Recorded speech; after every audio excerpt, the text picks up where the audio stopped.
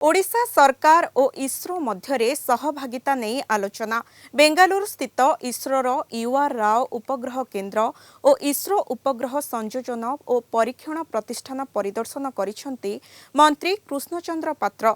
ओडिशा सरकार और इसरो मध्य सहभागिता को नहीं सुशासन, विपर्यय परिचालना, खाद्य सुरक्षा, कृषि और प्राकृतिक संपद मानचित्र प्रस्तुति क्षेत्र में अत्याधुनिक महाकाश प्रजुक्तिर प्रयोग को व्यापक करने लक्ष्य नहीं इसरोर वरिष्ठ वैज्ञानिकों सह आलोचना करिसेंती।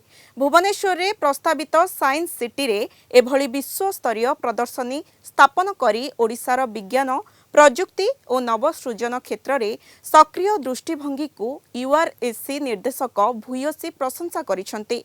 एने मंत्री कृष्णचंद्र पात्रंक सह आलोचना करिसेंती आम रिपोर्टर गोविंद बारिक। ओडिशा सरकार विज्ञान और प्रजुक्ति विद्या मंत्री आम कह श्रीजुक्त कृष्णचंद्र पात्र सार आम सहित अच्छा आम सहित आलोचना करिया। बेंगलोर 2 दिनिया गस्त अच्छी अनेक कार्यक्रम अच्छी। सार प्रथम कलिंग टीवी स्वागत। प्रथम कहे जो बेंगलोर गस्त अच्छी कौन कहे से संपर्क? बेंगलोर आम ये आसलु बेंगलोर जो सेंटर अच्छी इसरोर से इसरो आमर ऑफिसर्स माने आसी आमर भारत वर्ष अबिका इसरो बहुत डेभलप करमती आपणकर मंगल ग्रह को प्रथम थर सक्सेसफुली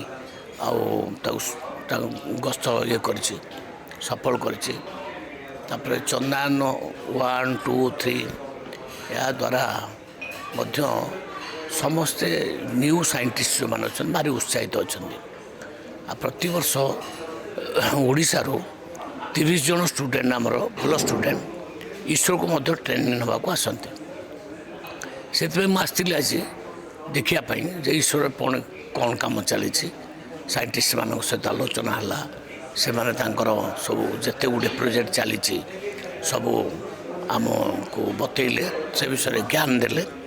आमर मध्य सफिशिएंट सैटेलाइट बाबद ज्ञान नाला आमको सेठी शिखा पड़ा एवं से क्षेत्र में ओडिशा रे कौन आम करिपरिबा आमे ताकू मध्य अनुध्यान कलु एवं आगामी दिन में गोटे टीम आमर आसो ए बाबद चिंता करिवो।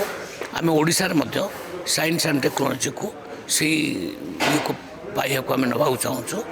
ओडिशा में मध्य साइंस रे पछर न रहू ये हूँ आम उद्देश्य। आम देखु इसरो अनेक ओडिया वैज्ञानिक मैंने रोचे से संपर्क कौन कहे ओडिशा कौन रहे? ओडिशार स्टूडेंट मानकर अवदान बा साइंटिस्ट मान अवदान इसरो मध्य अच्छी। इसरो अनेक साइंटिस्ट आमर ओडिशार आसी काम कर सहित भेट भी है से आमको भी एडवाइस कले ओडिशा कौन करा जाई पारिबो आलोचना करुले। सार जे कृष्णचंद्र पात्र मंत्री ओडिशा सरकार जे आम सहित थे। बेंगलोर भिडियोग्राफर दिलीप कुमार सांग गोविंद बारिक, कलिंग टीवी।